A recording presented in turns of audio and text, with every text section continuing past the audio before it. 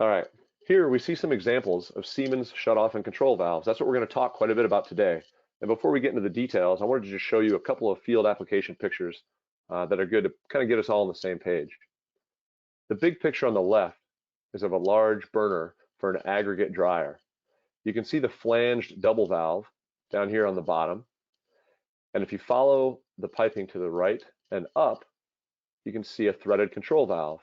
This particular valve has a control actuator direct coupled to the valve for precise fuel control. The top right photo shows a simple valve train on the side of a boiler.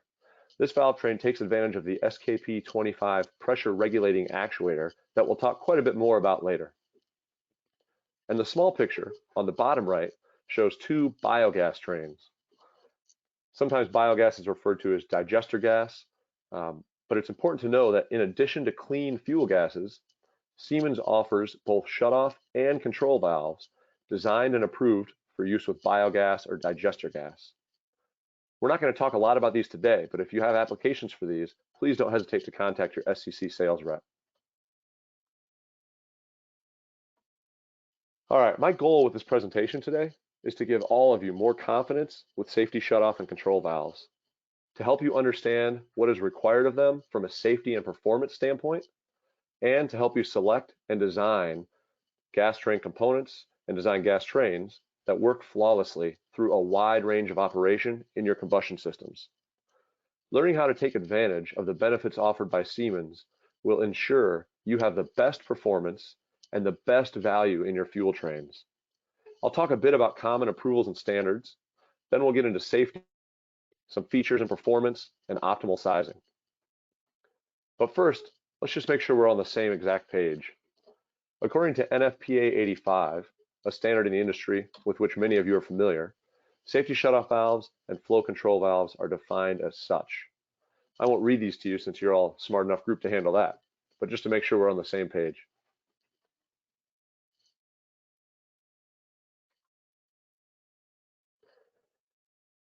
A couple more definitions about listed and approved. These pertain to individual safety components. Components like safety shutoff valves are commonly approved and listed to third-party standards. Control valves are not often required to be listed or approved, but in some cases they are, and we'll talk a bit about that.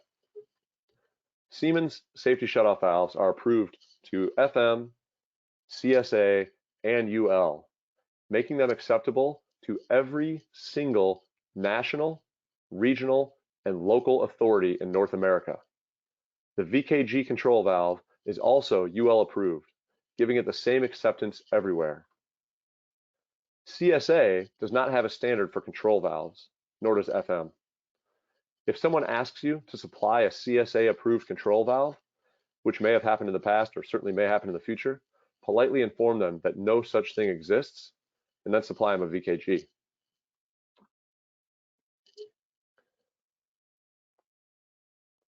Excuse me, those are about product approvals. Let's talk just a little bit about installation standards. Some common installation standards in the US will be shown here. These all require safety shutoff valves of various types. You can have confidence when using Siemens in that all of our safety shutoff valves comply with the requirements of all of these standards and codes. For those of you who export, Siemens offers valves to comply with any standard or code in any industrialized nation in the world.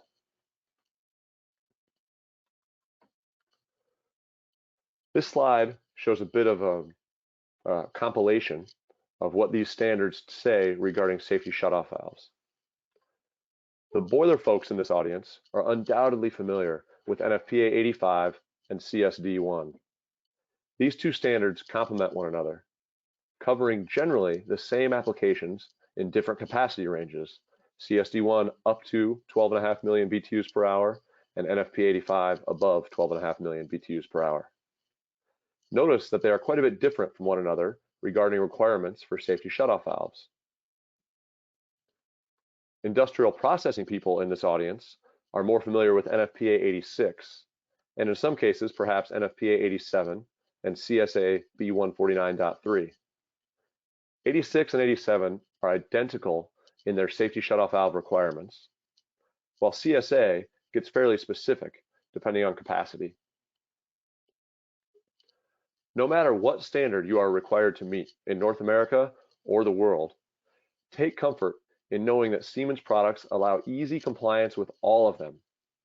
That's why every major burner and boiler OEM in North America and even in the world uses Siemens valves. Siemens has been making safety shutoff valves longer than I've been alive. The operative word, of course, in safety shutoff valve is safety. You can put your faith in Siemens when it comes to shutoff valves and other safety critical components due to our dedication to an exemplary record of safety.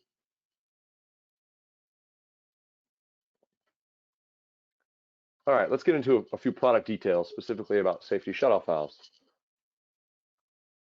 They're designed in a modular fashion, so any SKP actuator can be mounted to any VG valve body. With only a few different components, valves can be selected to cover everything from 1 million to 150 million BTU per hour applications. In fact, major burner and boiler OEMs that have standardized on Siemens across their product range use as little as 15 to 20 total components to cover their entire product range of burners. That makes inventory and spare parts extremely easy to manage.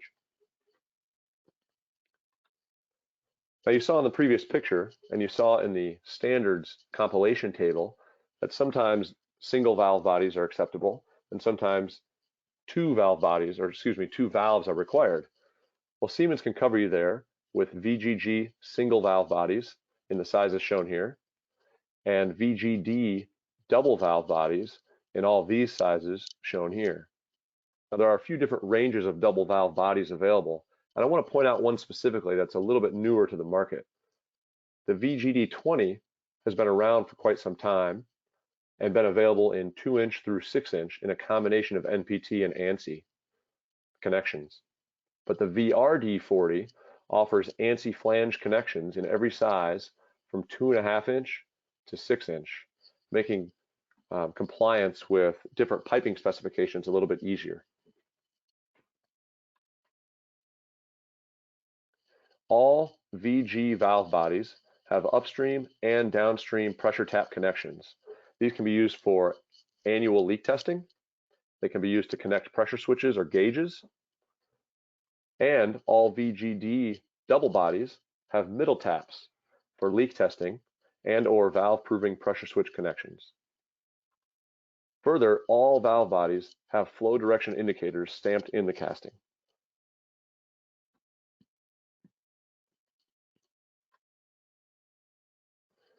Vent lines, or valve proving systems, have not been required in industrial applications in the US in well over a decade. But one of those two is required by NFPA in all installations and in certain large capacity applications in Canada. A vent valve or valve proving system is also still required by some regional and company specific standards. When using Siemens valves with an approved valve proving system, simply add an automatic reset pressure switch to the tap between the valve seats. Due to the small volume between the seats, valve proving is performed quickly and efficiently, and most importantly, extremely safely on Siemens dual body valves. For those applications where a vent line or a block and bleed arrangement is still required, Siemens valves make that easy too. All VGD bodies offer a vent connection that meets all standards for vent port sizing.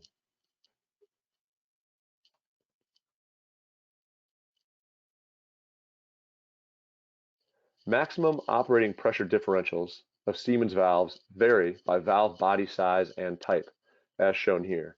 This table comes straight from the VG valve body literature, and you'll notice that generally, as valve size increases, maximum operating pressure decreases. A unique characteristic of Siemens valves, though, is that in all cases, the UL approved close-off pressure is higher, and in some cases significantly higher, than the normal operating pressure. So when you design these valves in a valve train, you should pay attention to the maximum operating pressure. But when you're thinking about overpressure protection, which is required by many codes, pay attention to the close-off pressure. This can make compliance with these codes easier and can make safety more assured using these high close-off pressure ratings, which are UL approved. As mentioned before, Siemens shutoff valves are modular. Any SKP actuator can mount to any VG valve body, but we're only going to cover 2 of them today. If you have a need for a double diaphragm ratio control actuator or a similar device with a high air-to-fuel pressure bias, please contact us or your SCC sales rep, and we'll be happy to tell you all about the SKP 55 and SKP 75. Today, though, we're going to focus on the SKP 15 and SKP 25.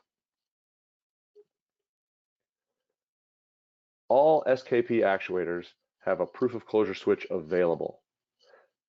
There are also versions without proof of closure switches, so in the circumstances where it's not required, you can save a little money on the cost of the valve. All SKPs have visual indication and a power on light, and auxiliary switches are available in most models. Those are typically used to prove when a valve is open back to a burner control system. NEMA 4 protection is also an option for applications that require it. SKPs can be mounted in 4 different quadrants or 90-degree increments on top of the valve body. That allows you to properly align the visual indication and the conduit connection with the piping requirements. And in the event that an actuator fails or wears out over time, it can be quickly and safely replaced while there is pressure on the valve body. SKP actuators are completely isolated from line pressure. The proof of closure switch exists in the SKP actuator, and it's factory adjusted to close only after the valve seat closes. This is in compliance with all applicable standards that call for over travel proof of closure. This is different than a closed position indicator or an auxiliary switch, which is used in some competitors' valves. It's also not field adjustable as required by all safety shutoff valve standards.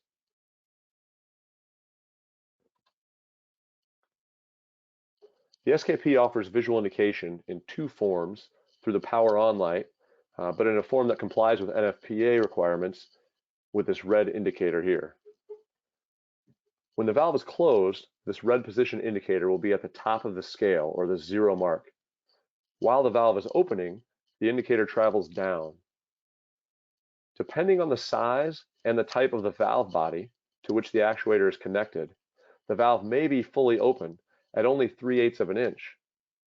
However, on the biggest 6-inch bodied valves, the actuator will move all the way to the bottom as shown here to the 1-inch mark. An SKP 25 regulating actuator will operate through the range of 0 to the fully open position of the valve while it modulates valve position to maintain a constant outlet pressure. In a high turndown application, an SKP 25 may appear to be closed or very near closed, while it is in fact operating exactly as designed. So the SKP 15 is a fairly simple shutoff valve actuator. It's designed for on and off operation. When it's powered, it fully opens the valve. The opening time and the stroke vary by the valve body, as discussed previously. And when power is removed, the valve body spring closes the valve in less than 1 second, in compliance with the strictest requirements of standards and approval bodies throughout the world. The SKP 25 is based on the SKP 15, but adds pressure regulation function and does it really in a really slick fashion. It handles on and off operation in addition to pressure regulation. When powered, the SKP 25 opens the valve either to the valve's fully open position if called for, but also and only in balance with the pressure set point. Underneath this brass cap is a spring adjustment. Only 3 springs are required to cover nearly any range of outlet pressures for typical burners. Additionally, due to the hydraulic loop inside the actuator, pressure regulation is exceptionally stable, similar to that of much more expensive standalone pressure regulators. Just like with the 15, opening time and stroke varies by valve body, and in this case by pressure set point. And when power is removed, the valve body spring closes the valve in less than 1 second. Now you'll see a red circle over a port on the front of this diaphragm case. In certain applications, the SKP25 can also be used as a ratio regulator or zero governor by using the appropriate spring and connecting an impulse line to this port shown here. We're not going to cover that in detail today, but like any of the content here, if you have more questions, please reach out to us and we'll be happy to bring you up to speed on anything you'd like. All right, let's take a look at an example of a traditional gas train. Now, a gas train like this is something like you would have seen for decades, certainly in the United States and much of the world. For our example, let's assume this is for 20 million BTUs per hour, or approximately a 500 horsepower boiler for those boiler folks in the audience. This application would typically require 4-inch valve bodies if using some of the most common fluid power valves that competitors make, or 3-inch valve bodies if using some of the common electromechanical valves that other manufacturers provide. This is because traditional valve trains are designed to minimize pressure drop after the regulator. So let's go through a bit of an example. Whether it's on high fire or low fire, let's assume we have 5 psi supply. And at high fire, we need 6 inches water column of pressure to the firing rate control valve. So how would we size this train? Well, normally we'd have to back up from the control valve and calculate our pressure losses. So let's say downstream of the blocking shutoff valve, we take 2 inches of pressure loss just through the piping and elbows and whatever other piping components there may be. The blocking shutoff valve takes an additional 2 inches of pressure drop, as does the main shutoff valve. And what that means is our regulator set point, or our outlet pressure from the main regulator, is 12 inches water column. Now, if this burner only ever fired at 1 firing rate, this gas train would be perfectly adequate. 5 psi comes in, the regulator knocks it down to 12, and 12 inches, and 6 inches is delivered consistently to the burner. However, the vast majority of burners modulate, and some of them, more and more of them actually, modulate through wide turn down ranges. So now let's look at this same valve train at low fire. We have the same 5 psi supply. Our regulator has the same 12 inches water column set point, but because of the dramatically reduced flow through the pipe train and the valves, pressure loss is dramatically reduced by a square factor. So at a 10-to-1 turn down of flow, our pressure loss through the main valve is now only 2/10 of an inch. Our pressure loss through the blocking valve is only 2/10 of an inch. And our pressure loss through the additional piping may only be another 1 to 2/10 of an inch. Meaning the pressure now to the firing rate control valve is nearly twice at low fire what it is at high fire. Now, unless you're using the highest quality control valve out there, you're asking this control valve to do a whole lot, and it's trying to do more at low fire where burner control is already more difficult than it's trying to do at high fire. Now, let's contrast this design with the way Siemens approaches it. Oh, I'm sorry, one more point. Just to reiterate, in this style, or in this design of gas train, everything to the right of this red line is designed for as little pressure drop as possible to try and reduce this effect based on the laws of physics. Now we'll contrast it with the Siemens solution. The SKP25 regulating actuator allows us to take advantage of the kinetic energy stored in that high pressure gas, and we can use it to our advantage. So rather than knock the pressure down first, then design the train to take minimal losses through the valves, we use the valves to knock pressure down purposefully and regulate it with the downstream valve using the SKP25. And because we regulate at the end of the pressure loss devices, in this case the double valves, we can have a set point of 6 inches coming out of the SKP25, or slightly more than that for piping losses perhaps, and have a constant 6 inches to the firing rate valve. Now let's look at it in low fire. In low fire, we have the same 5 psi supply, and just like any other valve, ours will take less pressure loss at a lower flow rate, But because we trim or regulate on the back side, we can still regulate to 6 inches water column. The SKP25 simply opens the valve less far than it normally would, or than it would at high fire rather, to deliver a consistent pressure to the firing rate control valve. This allows that valve to do its job throughout the entire range of operation.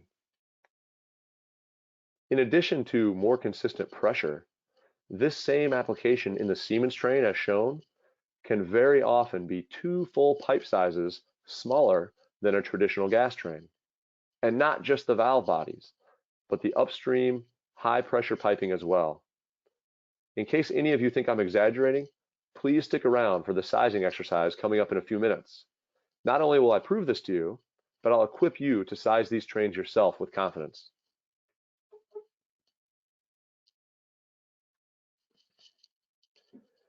In addition to reducing the piping diameter, the Siemens solution is often only about half as long as a traditional gas train. The number of parts required is reduced quite a bit as well, which certainly has benefits in inventory management and pipe train assembly and even leak points or potential leak points. As a matter of fact, several years ago, a safety audit by a major automobile manufacturer revealed that the Siemens fuel train design, shown on the right here, eliminated 40 potential leak points compared to their previous design, shown on the left. Siemens valves have been in their facility specification ever since. On a related note, if you happen to be in the market for a new car, you might consider a Mustang or an Explorer.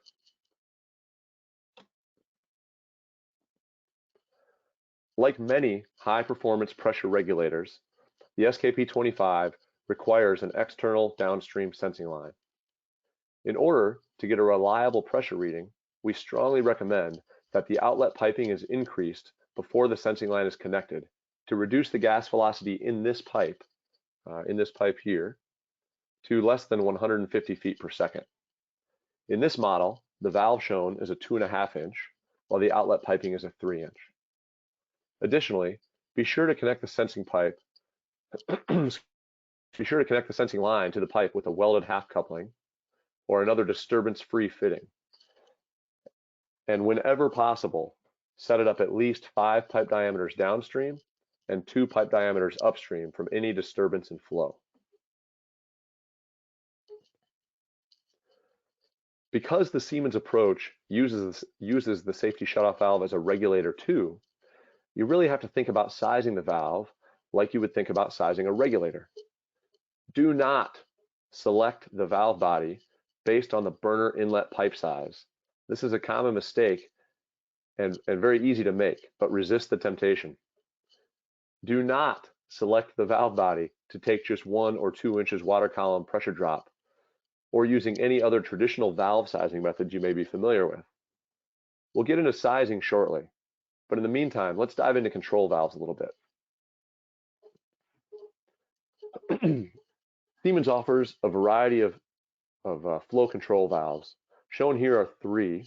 Our most common is the VKG threaded butterfly valve, shown on the left side, the VKP wafer type butterfly valve, shown in the middle. I'm sorry, the VKF wafer type butterfly valve, shown in the middle, and the VKP linear flow control valve, shown on the right.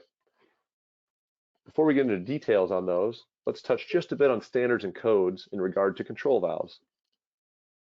Control valves are not typically considered safety devices, and the standards we discussed earlier barely make mention of them. UL does have a control valve product standard, which KG is approved to. Commercial boiler applications often do require this UL approval, while industrial process applications rarely concern themselves with control valve approval of any type.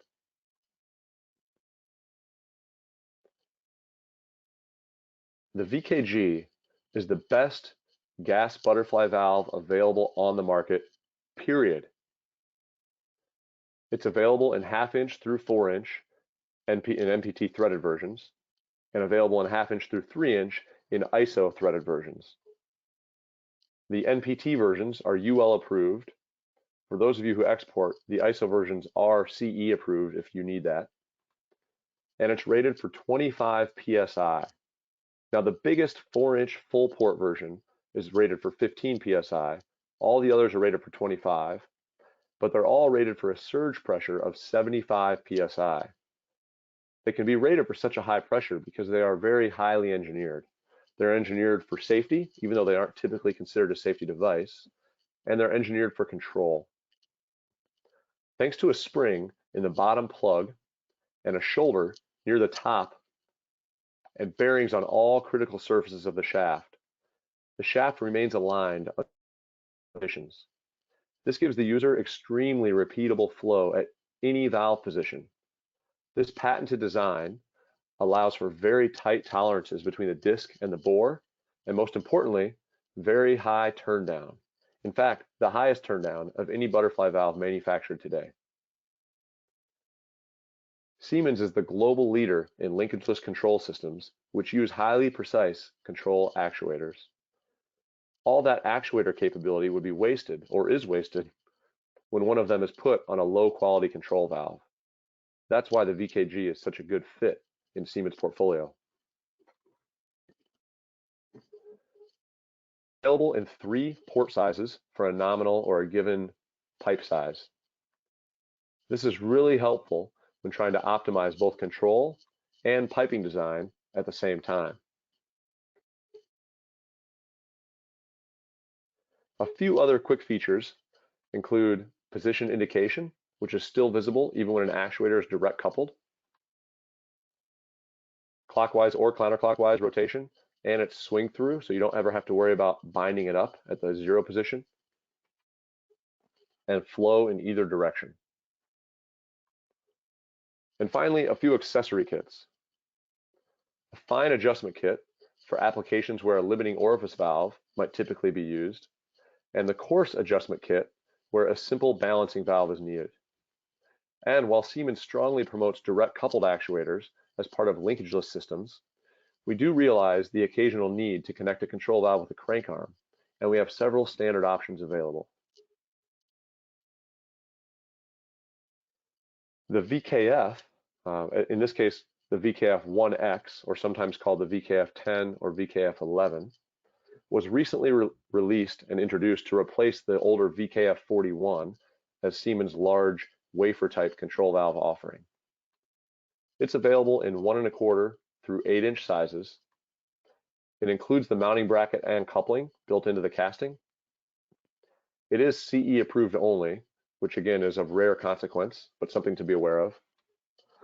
And it requires companion flanges. Now, Siemens does not offer these companion flanges, but they're standard ANSI or DIN flanges available through any normal piping supplier. In fact, the new VKF-1 is compatible with both ANSI and DIN flanges. So again, if anyone is exporting, this can be a useful piece of knowledge. And it's available as a quote-unquote reduced port valve. It's been designed, as I try to show in the drawing here, to be able to accommodate the nominal size flange and one nominal size up. So in other words, a 6-inch valve can be mounted in 6-inch ANSI flanges and in 8-inch ANSI flanges. The same is true of any valve size in the line. All right, who loves math? Well, you're all on mute, and I don't plan on doing math in this presentation. So suffice it to say, we'll use the simpler version of this equation. Some of you may recognize this equation from the North American Combustion Handbook or other combustion-related texts that are common in our industry. Some of you may recognize this simplified version of it, taking away some of the variables. What this tells us is a change in flow rather, is directly proportional to a change in area. A linear flow control valve like the VKP works so well because each rotational change of a given amount, whether it's from 10 to 15 degrees or from 60 to 65 degrees, produces the same change in area and therefore the same change in flow. This is achieved with a semi-parabolic profile cut out of the internal cylinder. For small applications where linear flow control is critical, industrial guys might think of impulse bleed lines in a cross-connected furnace application. The VKP is an outstanding choice. It is only available in nominal sizes up to 2 inch and only good to about 4 million BTUs per hour, so applicability is somewhat limited.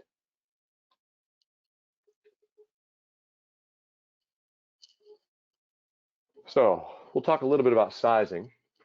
Let's go back to our earlier example and properly size the shutoff valves and take control valve for this gas train. There are a couple different methods that work, and we'll review both of them.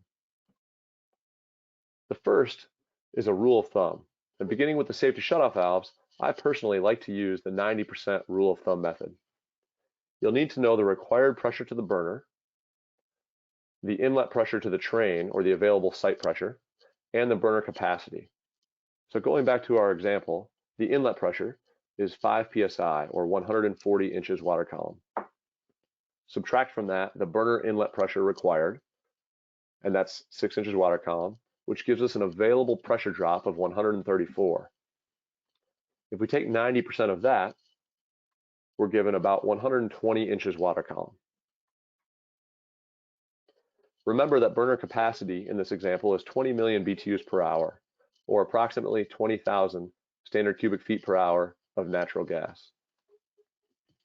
Now, the VG shutoff valve body literature includes this flow chart.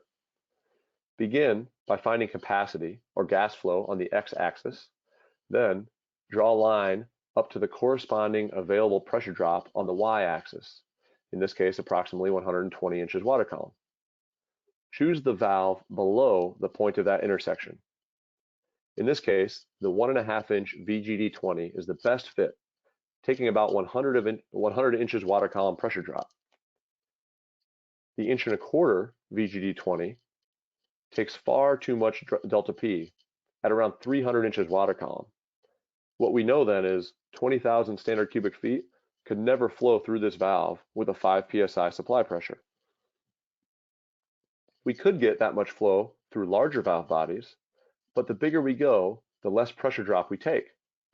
This reduces the ability of the SKP25 to accurately control pressure. Just like oversizing the orifice in a traditional regulator, this could cause pressure oscillations and poor burner performance, especially at lower firing rates. Now, for control valve sizing, there's also a rule of thumb that generally works pretty well. This method encourages or helps determine or find a valve which will take enough pressure drop to effectively control flow through most of its 90-degree range of operation. And that is to simply size the control valve to take a delta P when fully open of approximately 25% of downstream pressure. So in our example, the downstream pressure or the burner control pressure needs to be 6 inches water column, and 25% of that is simply 1.5 inches water column. Now, remembering our burner capacity, let's take a look at some control valve literature to go find the right valve. We'll start with the VKP. This literature shows a logarithmic flow chart, very similar to the gas shutoff valve literature, charting delta P versus flow. You can clearly see here that our 20 million B2 per hour burner cannot be properly controlled by the VKG, as 20,000 CFH is off the chart. Some valve literature, like that found in the VKF, uses flow tables instead of charts. No problem. Simply find the closest DP in the table, in this case the exact DP we're looking for, then look down the column until you find the correct flow. In this case, the VKF 1x.065, or the 2.5 inch VKF, is the best fit. If you preferred 3-inch piping on this fuel train, remember that this valve can be mounted in between 3-inch ANSI flanges. If you preferred a different valve size altogether, look for other instances of the target flow rate in this table and determine whether those other valves and pressure drops are appropriate for the application. If this application worked best with a wafer type control valve and flanged fittings, you would be done. However, 2.5 to 3-inch piping is often threaded, so let's see if there's a VKG that works well. The VKG literature offers both flow tables and logarithmic charts. You can use whichever you prefer in the same way just described. I like both, but the table shown here is much easier to fit on a presentation screen, so we'll work with that. Similar to the last slide, find the desired pressure drop at the top, then work down the column until you find the closest flow to the target. In this case, that's 18,609 standard cubic feet per hour. Taking that to the left, we see the VKG 20.080, or 3-inch medium port valve. The rule of thumb methods have served me well over the years, and I tend to like them just fine, but they do not take into account a couple of important things: compressibility of the gas, or turn down capability of the SKP25. If you simply prefer a calculator, or you're sizing a train for high pressure or a high turn down application, I recommend using the gas valve sizing program. Now, shown here is a snippet of this gas valve sizing program, and we'll jump into this in a moment and do an example. This is the program that is a macro-enabled Excel workbook. As I mentioned earlier, this webinar host platform will not let me attach it directly in the handout section. So instead, there's a Word document there with a link to a shared Google Drive location where you can download it. If you prefer to have it emailed to you later, just contact your SCC account manager directly. If you don't know who that is, please send an email to marketing@scccombustion.com, and we'll make sure that this is sent to you. Now I'm going to jump out of PowerPoint for just a moment to go to our example. So bear with me. Okay, here we go. So as I mentioned, this is a macro-enabled workbook, and the first thing you have to do most of the time when it's open is enable content. You'll get a security warning here. You can trust us, this is not a virus. It has no ill intentions for your computer or your system. Hit enable macros or allow permissions or whatever your particular warning suggests. And then we'll go through this together for our example. Now I've zoomed in a bit to try to make this as clear as possible on your screens. And I'll zoom out a little bit at the end to show you what it does for us. The first thing this asks for is some customer information. And that's because it can build a bill of material that you might want to share with a customer or log. However, none of this data is checked for accuracy. So in the interest of just going quickly through it, I'm going to enter ones in each field because it won't let me work through the questionnaire until I satisfy it. Now you'll notice as I scroll down a bit that the customer quote information shown here is now listed as complete, and that it pops up a question. So this program is designed to walk you through a set of questions and select the right shutoff valves and control valve for the application. So the first question is, will we use a combination safety shutoff valve and pressure regulator, the SKP25, or a traditional upstream regulator with separate safety shutoff valves? Now, I haven't talked about that yet, and I won't spend a lot of time on it, but I do want to take this opportunity to mention that there is nothing prohibiting you from using Siemens shutoff valves in a traditional gas train design. You can simply put two SKP15s on two shutoff valve bodies and use a regulator upstream. Now, in that, just like with any other shutoff valves, they should be sized to take as little pressure drop as possible. If you do that, there are still some advantages to going with Siemens. Of course, our dual bodies are rated for high pressures, and they reduce labor and potential leak points. Those are all real tangible benefits.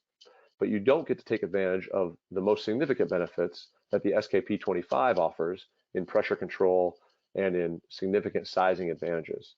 So of course, for our example, we're going to hit the drop-down menu here and select Combo Safety Shutoff Valve and Pressure Regulator, SKP25. Once I've made that selection, the next question automatically pops up. Since we're 20 million BTUs per hour, we're going to select two safety shutoff valves, as would be required by any code I'm familiar with. And it asks whether a vent is required. This doesn't affect sizing, but does affect the bill of material in terms of a vent port connection if needed on the valve. I'm going to say no here. This question asks if a firing rate control valve is required downstream of the safety shutoff valves. We'll say yes here and use this program to size both our safety shutoff valves and our control valve. The next question is whether an actuator is required for the firing rate control valve. Now we'll talk more about that later, but since it doesn't have a bearing on sizing, I'm going to select no here to keep moving along. Natural gas is automatically specified for this application. However, there are options available that you can choose from if you're doing a gas train that is not natural. The custom option allows you to type in a specific gravity that's unique to your application. Units for the supply train pressure, we've been working in 5 psi, so we'll enter that accordingly. Units for the burner manifold pressure. Now, burner manifold is a term that boiler guys often use. The industrial guys would typically think of this as burner inlet pressure. Either way, it's the pressure required to the burner connection. In our example, we've been talking about inches water column and 6 of them. The next couple of questions automatically pop up and are automatically filled. You can change them if you like. Now, note that this says this question regards the minimum desired pressure drop across the firing rate control valve when fully open, and the SEC default is 2. There's no math behind this.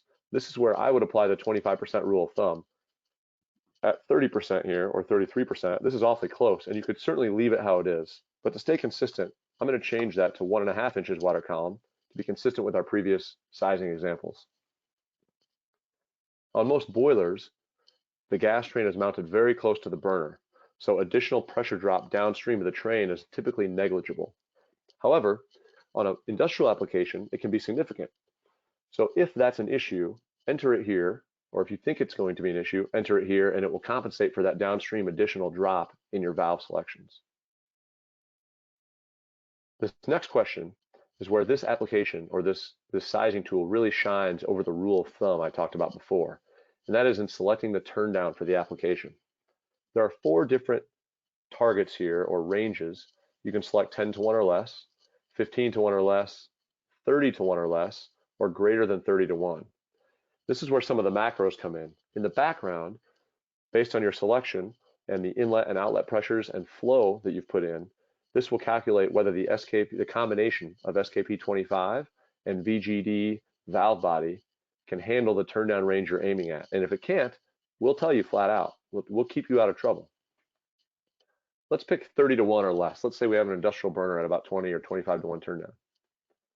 Now we want to say gas train capacity here. You can do that in boiler horsepower, gas flow, or BTUs per hour. I'll stick with gas flow for consistency. Do you want to make the shutoff valves NEMA 4? Again, that has bearing on the bill of material and not sizing. Same with the next couple questions regarding switches, proof of closure, and auxiliary. In the interest of going quickly, we'll leave these all at none since they do not affect the sizing exercise. Now, some of you may recall that I suggested the Siemens train allows you to use smaller gas valves and smaller upstream piping. That's because pressure losses in the upstream piping are generally negligible when you have 5 psi supply and you're trimming it downstream with the SKP25 regulator. So for 20 million BTUs per hour, 2 inches is still pretty small. I'm going to stick with that, but there are some options available. This has to do with gas pressure switches. Again, no bearing on sizing, so we'll just go through these quickly.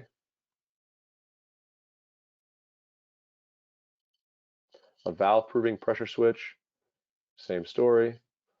And does it require the pressure switches to be NEMA 3R? We'll leave that. Now you'll notice here, all of our fields are marked as complete. So what has happened, the bottom, and I'll zoom out a bit so it can be seen on one screen. The bottom here populates a table and a representative model of what the fuel train will look like based on the inputs we made above. The first things to notice in the table are the size of the safety shutoff valve and the size of the firing rate control valve. You'll see this recommended the 1.5-inch double valve body, just as we found using the charts before, and it recommended the firing rate control valve of a 3-inch medium port VKG, just as we found before. Had we selected a turn down range that was not compatible with the other parameters we set, a warning would have come up and said, consider an upstream pressure regulator or reduced inlet pressure to use the SKP25. So it will keep you out of trouble. Again, looking just a little bit further at this table, you'll see some of these inputs are things we entered. For example, gas flow at high fire is an entry we gave it. 5 psi supply is an entry we gave it. 6 inches water column to the burner is an entry we gave it. What you'll see here can be kind of valuable, and this was a calculated entry based on pressure losses through the train. is the minimum required supply pressure. So the pressure required at PS. We're designing it for 5, but this train could work with as little as 4.03 PSI supply pressure. If you designed this application and then thought or found out that the site pressure was indeed lower than 4 PSI, you would need to go back to the drawing board and resize this valve, this pipe train. However, above 4 PSI, this will work flawlessly. One additional thing that's nice about this train, about this design, the sizing program rather, is that it lays out the minimum recommended pipe size for the sensing pipe shown here. And you'll see that shown to be 3 inches because that puts our velocity through the pipe at 108 feet per second. You may remember that I said the target there is less than 150, which allows a steady pressure to be read by the SKP25 and allows it to regulate pressure exceptionally well. So let's jump back into the PowerPoint and we'll finish this up. Bear with me just a moment. Okay. There is also a similar program available for just sizing the VKG, not the entire gas train. Having gone through the previous one, this will be very intuitive and self-explanatory, so I'm not going to take the time to go through it today. It is available to you to be directly downloaded from the handout section of this webinar, so feel free to grab that before the session is over today if you like. You'll recall that one of the questions in that sizing program was about mounting an actuator to the firing rate control valve. We call this combination a VA, or a valve actuator assembly. Nearly any Siemens control actuator can be mounted on nearly any Siemens control valve. As I stated before, Siemens strongly encourages this direct coupled positive connection option for multiple reasons. To learn more about these control actuators and valve actuator assemblies, be sure to register for an upcoming webinar on this very topic scheduled for Thursday, May 12th. To be sure you receive invitations to this upcoming webinar and all future SCC webinars, make marketing@scccombustion.com a safe sender in your email host. So a quick summary of what we talked about. Safety shutoff valve type is guided by standards and codes. Siemens has safety shutoff valves and control valves for all kinds of applications, including digester and biogas. The SKP25 offers unique and tangible advantages over traditional regulators and fuel train designs. Incorrect sizing leads to poor performance and unnecessary expense. And correct sizing optimizes both control and cost.